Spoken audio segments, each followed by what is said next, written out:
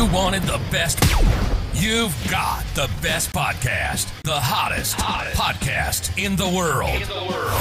The Chris Voss Show, the preeminent podcast with guests so smart you may experience serious brain bleed. The CEOs, authors, thought leaders, visionaries, and motivators. Get ready. Strap yourself in. Keep your hands, arms, and legs inside the vehicle at all times, because you're about to go on a monster education roller coaster with your brain. Now, here's your host, Chris Voss. Hi, Chris Voss here from the ChrisVossShow.com, the ChrisVossShow.com. Welcome to the big show, my family and friends. We certainly appreciate you to the big podcast in the sky. It's in the sky because it's in the cloud, and I heard that's where everything is nowadays. It's always in the cloud. Soon it will be AI, and there'll just be a robot sitting here bannering out the Chris Voss Show and trying to be comedic and funny, but I will never be replaced. At least that's what I'm telling my AI overlords now, as it is. Always refer the show to your family, friends, and relatives. Go to goodreads.com/Chris Voss, youtube.com/Chris Voss, linkedin.com/Chris Voss. 14 years. We're coming upon in August. 1,400 episodes. It's crazy the way we're just growing the show. You can see it over on TikTok as well under Chris Voss 1 and the Chris Voss Show podcast as well. As always, we have the most smartest minds, brilliant authors on the show. Today we have Crystal O'Connor on. She is the author of the book Unleash Your Moxie, A Girl's Guide to Becoming Fiercely Bold, Incredibly Happy, and Practically Superhuman. You might need a cape for this. Does it come with a cape, Crystal, the book? It doesn't, but I'm going to put that on my list. There you go. You know, I don't think anybody's sold a book like that on Amazon. That might be brilliant. You get a little cape that you can put on. See? Do I get a cut of that action? I don't know. I'm just kidding. May 1st, 2015, it came out, and she's going to be talking maybe about a future book that she's working on. So we'll talk to her a little bit about that as well. Crystal is a 3-time celebrity-endorsed author. She is the creator of Moxie Entertainment. Moxie Entrepreneur. I'm still learning to read. I'm 55. Look at those old eyes. Moxie Entrepreneur and Moxie Media Solutions with programs like High Ticket Mastery, Wealthy Wellness Academy, Moxie Bod. That's probably what I need. Moxie Bod. I've had that Brad Pitt figure, everybody knows. Rich, Fit, and Happy, and author of Unleash Your Moxie, endorsed by Barbara Corcoran from Shark Tank. You may know her. She does a lot of investments too. Crystal teaches women and small business owners all over the world how to create 6- and 7-figure incomes by getting raw and Moxie in business. Welcome to the show, Crystal. How are you? I'm very good. Thanks for having me here today. And thank you for coming by. We really appreciate it. So give us your .com so people can find you on the interwebs. Sure. Well, Rich, Fit, and Happy is what I'm focused on this year because that's where I want everybody to go in terms of their mindset. But Rich, Fit, and Happy, it's a program, and they can go find me there. They can find me at the little @ symbol on Instagram and the Crystal O'Connor. Mm-hmm. I love TikTok, by the way. So I'm on TikTok, the Crystal O'Connor. Mm-hmm. And O'Connor has got an OR on the end, and almost nobody knows that when they search for me. Oh, wow. They want to put ER. Most people just search for me in 4-letter expletives. So there's that. So is the website then richfitandhappy.com? Yes. Okay, there we go. And so tell us about a little bit about your history, your origin story. What made you kind of get into the area of work that you're in? And can you tell us what Moxie means for those who are laymen? We'll lay a foundation to what that means, or at least what it means to you and how you motivate people with it. Sure. They used to call me Moxie, and I didn't know what it was. An older man called me Moxie when I was in sales. So I went from education to sales because money, right? I had 3 kids in a short period of time, and I did not see myself successfully being a teacher, leaving my kids to be with other kids, only to give all of that income to daycare. So I shifted and worked for a TV station, and I wrote commercials, I sold commercials, I sometimes did the voiceovers, and I learned a lot and worked with small business owners. So that is where I got the name. An older guy called me Moxie because that is what it takes to hit the sales numbers. That's what it takes to get anything going. And it means energy. There you go. You've got to have the energy, and that gives you the confidence. The action turns into confidence. There you go. And having a Moxie, I'm trying to think of the definition here. It definitely gives you a force of character, determination, or nerve, according to I guess the internet, as it were. And so you kind of use this as a brand thing for yourself. Yeah, I did. And you know what? It started out as Moxie Mompreneur because I like alliteration. And then I switched it to Moxie Entrepreneur because I didn't think mompreneur was something that was taken seriously back then. So I just switched it to Moxie Entrepreneur. That is not where I'm staying, because entrepreneur is suing people that use the word entrepreneur in their business. So we won't get into that. Yeah, they think they own the word, and they want to take anyone down that uses the word. Really? Wow. Yeah, I've actually stopped reading Entrepreneur Magazine because of that. Not a good thing for me to be saying, I guess. That's crazy. So, does anyone still read Entrepreneur Magazine? I don't know. I don't know. Not me. It also, according to Merriam-Webster, means energy, pep, courage, determination, and know-how. So, I mean, this is a great word. So I've done it is. I love it. It's something that has just kind of stuck with me. I used to use it a little too much with my kids as they were growing up. So they do not like the word, but they're coming around. They're in their 20s and they're totally getting what I am putting out, or they're picking up what I'm putting down. So here's the thing about Moxie and energy. I noticed that it takes a lot of energy. I noticed that extroverts had that advantage. Introverts don't necessarily have it. They kind of struggle with it. So I started working with a lot of different types of personalities, and started to really go deeper on the subject of Moxie and energy and what it all takes. Because as an entrepreneur, you've got to do a lot of different things, right? You've got a lot of different departments, and you got to be able to shift and pivot your thinking. And that does take a certain amount of energy. So I thought to myself, what do I have that someone else doesn't have? And I tried to really perfect that. So, or not perfect it, but really find where they were struggling and help them in that area. And there's so many ways that you can help in that area. But today I want to talk about Rich, Fit, and Happy, which is my new podcast, but Rich, Fit, and Happy will come out as a book. And the objective of Rich, Fit, and Happy is to get a person or a woman, or even a man for that matter, in a place, the sweet spot of feeling Moxie.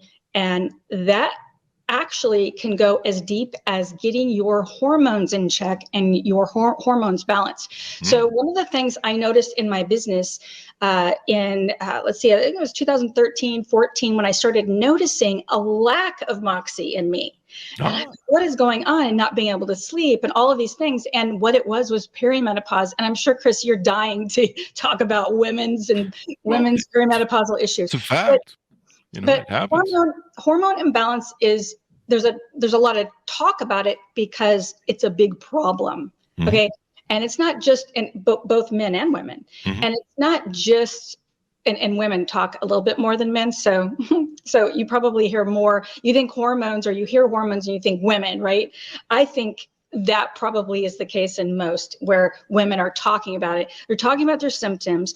And so I'm going to be adding that. And then I added it into my program as a big part of the fit part. So what I've done is I've incorporated, the rich part is how to make more money and how to manage it. Okay. So some of it is just basics, but not so basic. There's some advanced experts in there, and I'm being very selective of the experts. And then of course I'm one of them in terms of what I did to make more money, and then what I do to manage. But the fit part and feeling fit and feeling like full of energy and Moxie has to do with hormones and nutrition and mindset. So you can't just sit and manifest, energy. However, I do talk about vision boards, and I talk about writing and what that does neurologically to the brain. But sometimes that kind of power pivots or directs you to the right expert, which it has done several times in my life. And there are a lot of doctors out there and so-called experts talking about hormones. I feel like a lot of them aren't really an expert at all. So I went deep, and I found someone that that has a lot more experience, and she's worked with thousands and thousands in the clinic. Not just have the MD behind her name or a PhD, but actually working with them one-on-one. And she teaches doctors this because doctors are in need of understanding it too. So here's the thing. You will lose your Moxie if you don't have enough estrogen. And that might be contradictory because a lot of people are thinking that estrogen dominance is the problem, right? Estrogen has this bad name. I remember watching a movie years ago, and I think this was in the 90s. Do you remember this movie where it was supposed to be a comedy, but there were some big names in it, and they were in prison and they started a football team? Do you remember that? I think so. It was actually pretty funny, and if I remember correctly, I think maybe Burt Reynolds was in it. Maybe. Anyway, I could be wrong about that, but there was this funny thing that happened, and someone had gotten a hold of some estrogen and they put it in the other team's drinks, and they were out on the field and they were losing their Moxie, right? They were losing their Moxie, and they were, and so that's a perfect depiction of what isn't really true for women. Estrogen, too much estrogen, yes. Estrogen dominance can give us a lack of Moxie, but we need estrogen in higher doses than people think in order to think straight. Some of us we start to get brain fog. We can't function because we can't sleep. So what happens is women will start reaching for alcohol and wine to relax. So they're like wired at night and they can't function during the day. And this is a real problem for women. And so what I started noticing was that when I would work with women, they would start to lose momentum. So I became obsessed with trying to figure out, why are they losing momentum? And then why did I start losing momentum? And then gaining weight and feeling exhausted and not being able to handle a lot. Think about it. Our estrogen is really high when we're at the point in life where we're having babies, right? And there's a reason for that, because we're supposed to be able to multitask. We have the strength to manage a lot. Think about little babies, we're cooking, we're handling a lot. That's why we were given a lot of estrogen in our 20s, right? Because it helps our brain. It helps with brain fog. It helps with a lot of things, procreating for one. But I have learned, and I'm going to bring this expert, I won't say her name now, but I'm going to bring her expert into Rich, Fit, and Happy. She has proof, and there is a lot of coming up. She's a little different in the way she thinks, but I love it. She thinks that menopause can be prevented, not managed, prevented. So this is something that I want to talk about more, and I don't want to bring in a plethora of experts because they're not really all experts, and it's confusing, and a confused mind doesn't buy anything. So I was trying to be very selective in who I brought on, and I'm really excited to bring her on. She teaches doctors and has for years. She's very passionate about it, but we've got to not be confused as we're going to an expert. We got to know who to go to and what to look for, because what's happening is there's a lot of doctors jumping on the bandwagon for the money part of it, and they don't really know what it's like. They're throwing what do they call that, putty on the wall to see what sticks. And what do people in general? I think for years, too many years, we've looked at an MD. Oh, they must know what they're doing, right? Not always the case, especially this. Okay. So there's The Longest Yard was the movie. Was that the movie with Burt Reynolds? Yeah, are you looking it up? I'm pretty sure. I did for you. Was it Burt Reynolds? Yeah, it was Burt Reynolds. It was the movie The Longest Yard. At least that's what Google's feeding me. Yeah. So, and here's my point in bringing that up is that I remember watching that when I was younger and thinking, oh, estrogen is bad for men. Well, too much is. Estrogen is just bad in general. It's been given this bad rap, but it's not true. And there was a study actually done that on the wrong group. So it was like a clinical study, and it was done on the wrong group, like an older group of women, that led to, in the late 90s or mid 90s, it led to estrogen being bad and causing breast cancer. And it's not true. It's not true. So I want to turn that around and be a leader in that area, because if we can reverse menopause, think about what that can do. It keeps us in the game longer. A lot of women don't want to be out of the game. We don't want to be out of the game. Yeah. Not to mention there's a lot more women that need to stay in the game to make income, but not just that, to create the kind of life that we actually want and have a very happy midlife, later in life time. There you go. You know, I think when we all kind of reach our 50s, at least I did, you know, we start really thinking about how our energy, you know, like I'm drinking a cup of Moxie right now, you know, it's called coffee, Yeah. 1,400 milligrams of caffeine. That's one of my Moxie tricks. You know, I started looking at my testosterone, and I think women look at their estrogen and they start going, hey, you know, my body's slowing down. You're not producing enough stuff. You know, collagen is another thing that I've had to start thinking about, you know, your skin and, you know, your tissue and all that stuff that goes. And so I've been on a journey since about 45. And I think a lot of women do and people do, you know, we start feeling that slowdown and we're just like, hey man, I don't have that pep or that moxie, as you like to put it, anymore. And so we start, you know, taking better care of ourselves, our diet, you know, our chemicals. But yeah, as a man, I looked at my testosterone levels and started, you know, taking a look at ways to keep that up and higher. And, you know, I think each of us as human beings, men and women, we both have like a certain balance of estrogen and testosterone in our systems. And if we get too much of one thing, I think it can be bad, but we have to keep that balance so we can keep, you know, everything working. There is definitely a sweet spot, and it's just little tweaks can actually get you there, but trying to do it yourself is one way. I mean, I've been there where I was just trying different things and trying to learn different things. Because, hey, you have to try. Yeah. But I think what is even more important is if you can find an expert and know what to look for in the expert, okay, know what they need to ask, know their experience with them, like starting to ask them questions like, how long have you been a hormone expert? Do you even consider yourself a hormone expert? If not, you know, and if they refer you to books, you know, I'm of the opinion that I can go and search for books online. I'm going to the doctor for their knowledge, not they're telling me to go read more books, because I can do that myself. So there are different ways that you can apply hormones. Okay, so there's topical, there's oral. There are different generations of hormones. Okay, so that is something to ask them. And if you're working with someone that's still using generation 2 and 3 when there's a 4 and they don't know what you're talking about, that is a good thing to take note of. So it's these types of things that are really important, and it's important for everybody because we're all aging and we're all wanting to feel moxie. We're all wanting that. And the most important thing is to not give up, you know, and that's something that, you know, I definitely have in my personality, is like, I don't give up, but I want to get down to the root of it.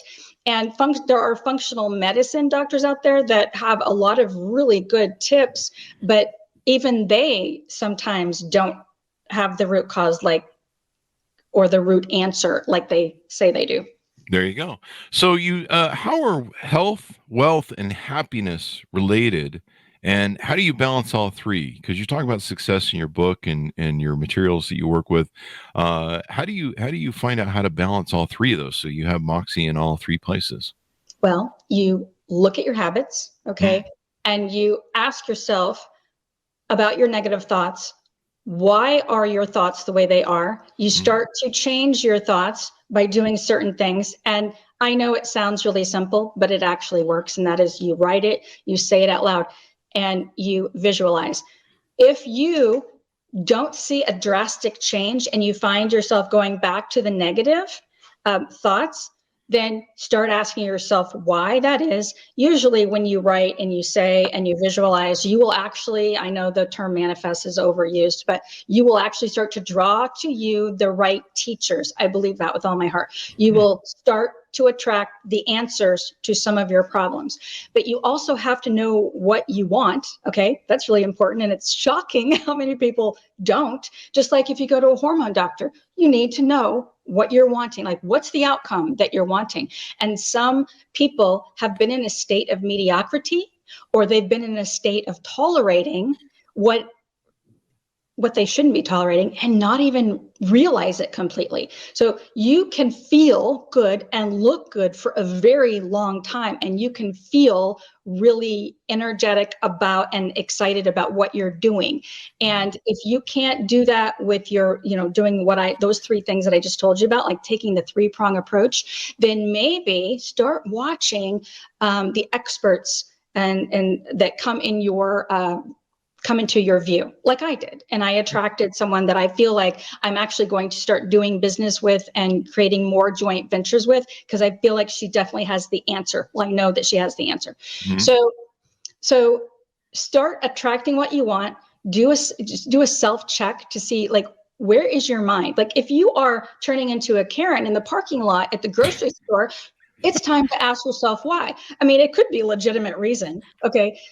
It could be a legitimate reason, or you need to get your hormones in check. There you go. Note to self, quit being a Karen in the parking lot. There we go. Why is that so popular? I almost hate the name. I have a couple of friends named Karen, so I actually hate using that, and I'll never use the term. I only used it on this podcast because, everyone knows Karen is these days. Yeah. And I like how you talk about the balance between those three things, because it's hard to develop wealth and work hard and work smart and use your brain, especially as you get older, if you're not healthy. I've lost 100 pounds. I've I intermittent fast now. I've always, like you mentioned, look good. I always have that Brad Pitt sort of image throughout most of my life. He calls me for tips. And, but I started slowing down in my old age, and I was like, hey, it's harder to, sometimes wake up and work through the day. And, I had to start saying, hey man, you got to get 8 hours of sleep. We've got an 8 sleep bed that, make sure that it's heated and warm, gets me in the deep REM sleep. And like that, my whole life revolves around 8 hours of sleep. Like I even saw Jeff Bezos talk about it one time. He was like, hey man, they were like, what are your keys to success? He's like, 8 hours of sleep. Yeah. And you know what I found to even take that next, have you ever noticed, Chris, that it's when you go to sleep that you get the deepest sleep? And this is what, I won't hold up that one finger, but see that Aura ring that I use started showing me that I get the deepest sleep when I first go to bed. Oh yeah. Which is like at 10. So if I stay up too late, sometimes I'll do that because, I have some Filipinos that they're 12-hour difference and they're helping me with things. Sometimes I'll try to stay up later in case they have questions and start texting me. But if I go to bed right at 10, I'm getting the deepest sleep and I feel best in the morning. So that's a little tip. Another tip is this isn't coffee. This is actually lemon water. And so now I drink lemon water. It's very, it does actually give you energy. Yeah.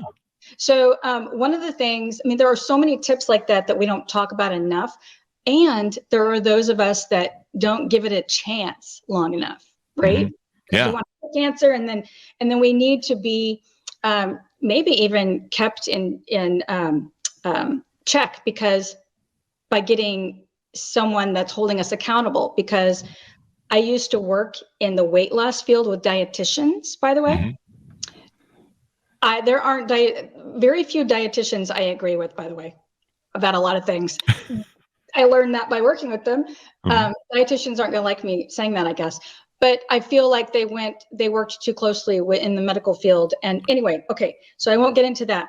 But lemon water helps with inflammation. We got to get the inflammation down, right?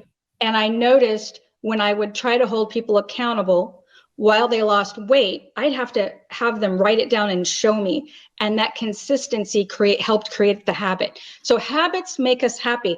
I use an app, by the way. It's the happiness app. Yeah. And so you create little goals for yourself. And I've tried several things. I tend to like that one. It's got little reminders. Did you get your steps in today? And then I'll adjust my schedule, meaning if I have a phone call, I'll actually take it outside. I live in Florida. It's getting really hot here, by the way, but I'll take it outside to add to my steps. Because another thing that not everyone understands is that activity helps your hormones move around. You've got to move your estrogen around, for instance, so that it leaves the body and it's, circulating. And so that leads to estrogen dominance, but not in a good way. Like you need enough estrogen, but you don't want it to hang around too long, right? Because it can turn into not so good symptoms. So you got to keep activity helps you do that. There you go. I with my intermittent fast, my pattern is we have coffee in the morning, and then when I start kind of feeling kind of pangs or some buggery to maybe eat something, I have lemon water. So I have 2 lemons in water, and there's an alkaline effect to it too. I don't know Yeah. if you've studied alkaline water and alkalinity and the body's Yes. alkalinity, and that's what's great about lemons, because my understanding is, I'm not a scientist, people, so don't sue me. But my understanding is it creates an alkaline water that the alkalineness helps balance out your pH system in your body. Yes, that can Yeah. help. Yeah. And it And helps take the pangs away too, if you're yes, interested in eating. Yeah. yeah, and it goes along with the whole helping keep your inflammation down. Inflammation does lead to disease, and I think people are starting to understand that more and more now. Mm-hmm. Yeah, and sometimes I'll do that, and then I'll do a cup with a tablespoon, not a whole cup. I'll make sure I get that right, of apple cider vinegar, and just a little tablespoon. And then if I want to repeat that method, I'll do that throughout the day, and I can intermittent fast most of the day doing that and using some salt. So I can attest to the lemon water. It's really great for you. I'm glad that you're doing that. And so, how much weight did you lose, Chris? I've lost over 100 pounds. Yeah. What? Did Yeah. I miss that part? Did you say that earlier and I just missed that I number? might have, but there's a lot going on with the show. Yeah. So, it's I lost 75 pounds, and then I gained most of it back after my dog died, and then I lost 100 pounds. So, there's that. Glad that you're off. And all through intermittent fasting and alkaline water with it's amazing, and it makes you feel good, and I think it's good for your liver and kidneys, and Yeah. just kind of cleaning all the nasty stuff out of you. Yeah, autophagy, right? Yeah. Autophagy is like something that needs to be talked about more. And I know that it was a Japanese guy, can't pronounce his name or think of it at the moment, but it was pretty important what he did. And a few years back, he got a Nobel Prize for his research in intermittent fasting and autophagy specifically, and how autophagy actually can help prevent cancer. And so why those types of things are not talked about more to the general public and they're looked at as controversial kind of bugs me. That's a really important piece of information. And so autophagy is important, anything to boost autophagy, and intermittent fasting does it like so much better than most anything else. Have you heard that too? I haven't studied what's it called, autophagy. Autophagy, and it's just like the rejuvenation of your cells, like your cells cleaning each other and getting rid of any old. So it's like renewing your cells. Oh, okay, it's that renewal process. Okay, I pulled it up here on the thing. I'll do some studies on that and learn about it. That's a new term. This is why we do the show, so I learned stuff. Yeah, and so the Japanese guy, I wish I could think of his name right now. The Japanese guy that did that study, he won a Nobel Prize in medicine for that. So you can Google that too. Yeah, and this is a way, evidently, I'm just kind of paraphrasing off what I'm Googling here, but evidently it helps with fight cancer because it gets rid of bad cells. Yeah. So there you go. That's always good to have. So you teach in your courses and stuff different ways to build entrepreneurs. What are 3 skills you've acquired as an entrepreneur that you'd never have as an employee? That I never did. Oh, that I never acquired as an employee. I think as an employee, I felt very more creative, and I liked, and I never felt like a leader as an employee. And so I wanted to be a leader. And, I didn't know that as a kid growing up. I felt like I was kind of like the troublemaker, and I kind of share that in my book. Some funny little stories about, I went to a Catholic school and we had nuns, and I kind of and I loved, by the way, I never have anything bad to say about the nuns. They never hit me or anything. So I wasn't from the 50s and 60s. I grew up in the 80s. You missed that whole thing. Yeah, I missed it. Thank God. Right. And I had nuns that were great aunts. So I think I shared that in the book as well. Yes. And so one of the things that I really didn't like is that they showed me habits. I didn't want to know habits. I didn't want to understand that as a kid. Right. Yeah. But one thing that I didn't get as an employee is the freedom to be creative. Yeah. And I didn't in their defense, my employer's defense, I probably wasn't showing it. I needed to show that I needed or wanted to be a leader in other ways. But that was one of the things. I love to be creative. And one thing that I'll do is I'll work extremely hard when I have that freedom, when I have the freedom to come and go. And I saw that when I was in sales. And I didn't see that until I was in sales. And I started getting different feedback from my employers. And that's when I thought, okay, so I was supposed to be in sales all along. They gave me that freedom when they saw I would go above and beyond with sales numbers and had great relationships with clients and bringing on new clients. That is, by the way, one of the hardest things to do. I talk about that, and I see companies not taking care of the clients that they have. So acquiring new clients is expensive and hard. Retaining them should be easy, right? Maybe focus on that is what I like to tell people. And then the third one, I don't know if I should mention another. I mean, you can, unless you want to tease it out and people have to contact you to find out more about it. Freedom was like really important to me. You got to ask yourself, like, what's really important to me? I will say that one of the most motivating things to continue on as an entrepreneur when things were rough is me knowing that I was unemployable. Me knowing that if I go back to being an employee, they're not going to like me because I'm going to take over and I'm going to try to redo their systems. And some of them are just not open for that. Yeah. Some are, most are not. So more creative, and I will work my hiney off for freedom and creativity. You know, you bring up really good points and some factors that I think people need to think about in business that own businesses. I have the same sort of problem. I do not play well with others. I started my first company 18.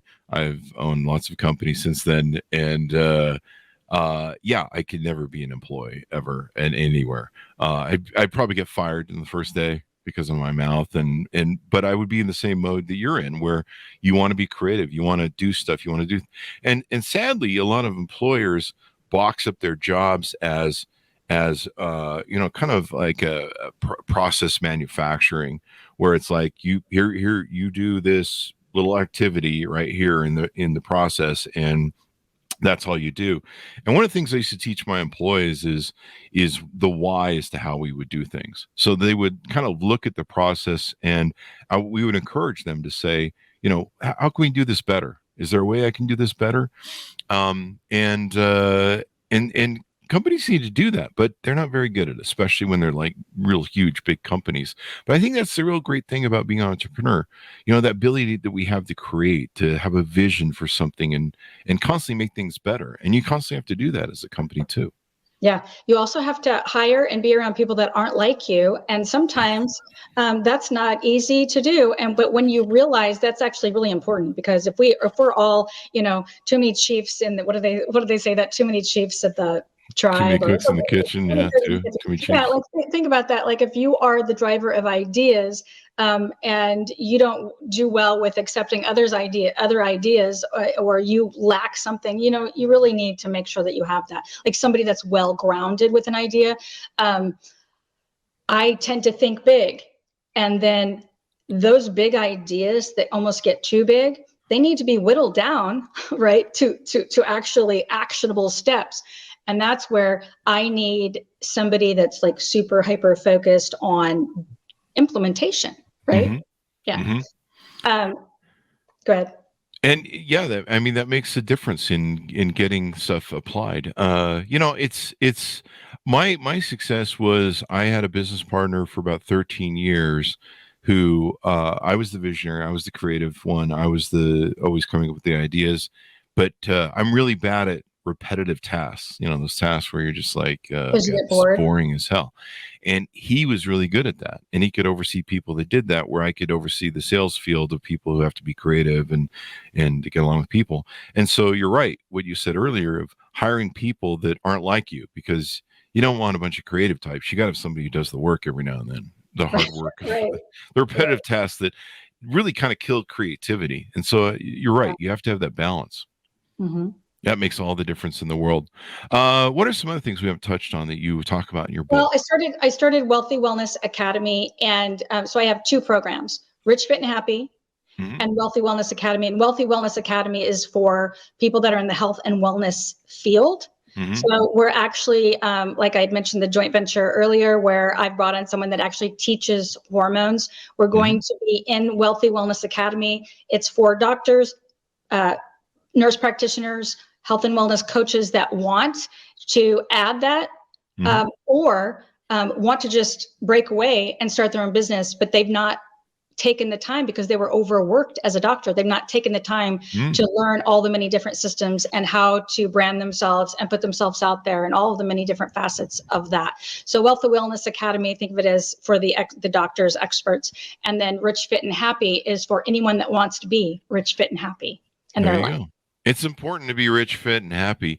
Talk to us about wealth, because I think that's one of the things that you talk about in your stuff is to the big lie, how rich and fit can lead to being happy after all. Talk to us a little bit about the money part of that, because I think a lot of people have hangups with money, don't they? They can maybe Yeah. get from their parents sometimes. Yeah, for a lot of different reasons. But we've also seen changes in our environment with inflation.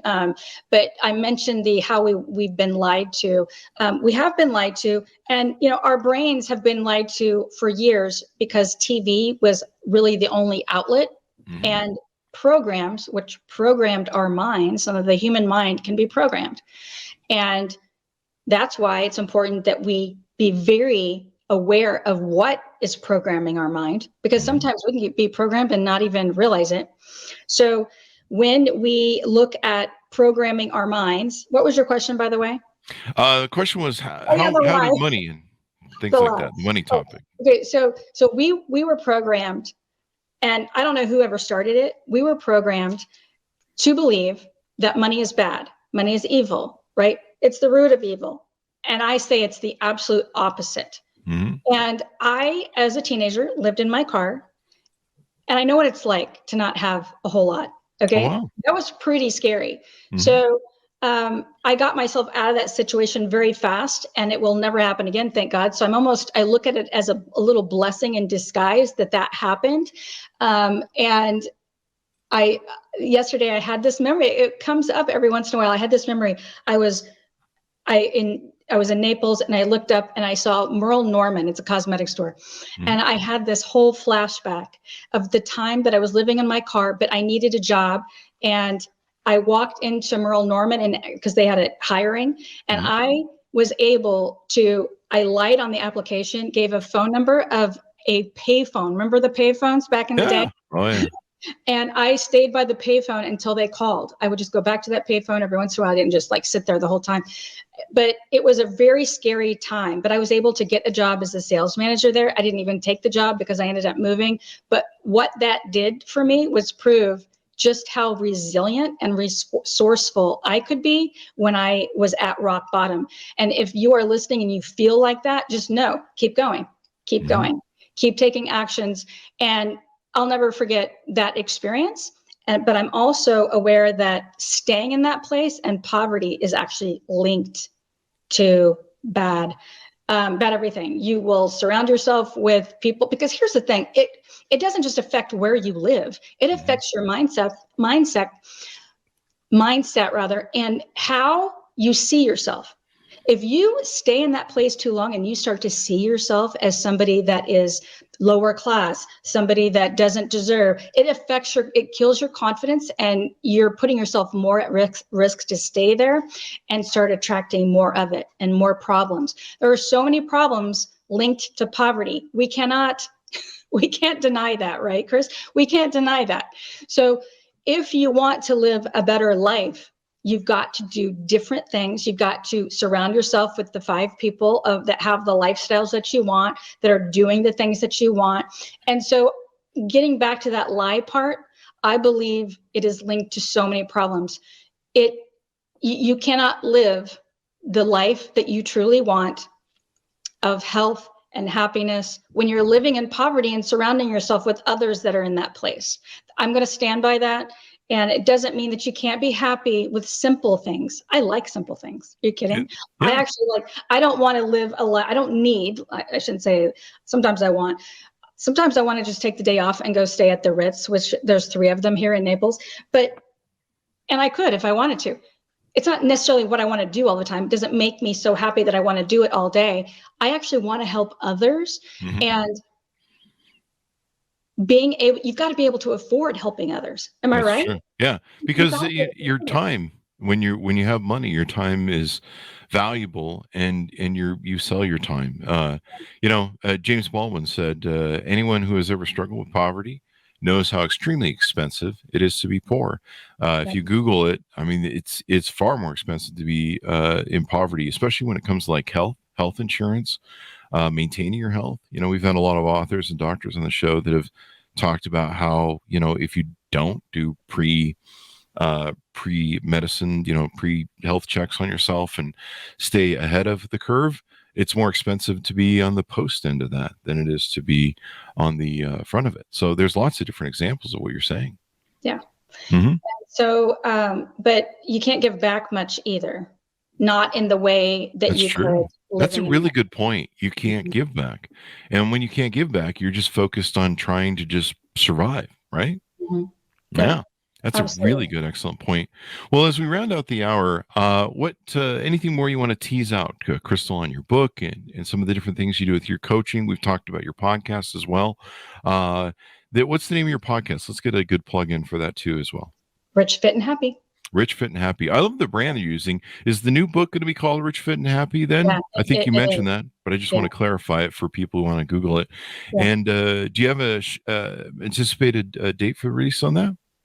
I am actually within the next 3 months. There you go. And then you probably have a whole community and stuff that you built so that people can. If you look up Rich, Fit, and Happy on Facebook, mm-hmm. there's a group that is just starting to bud and grow, and I'm going to focus on those topics. So I want to teach how to make money, how to manage it, and then how to actually start taking care of yourself better. That's another thing that, we talk about self-care. If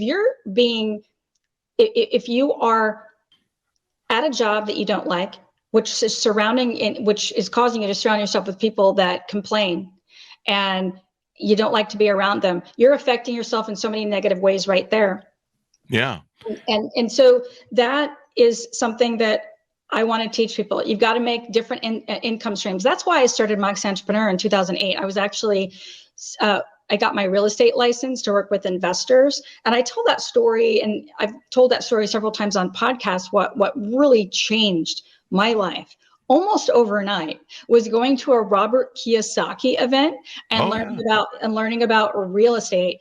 And the interesting thing was I didn't really stick with it, meaning I flipped a couple of properties. I didn't like it. But what I did learn out of that was it was just my mindset and passive income.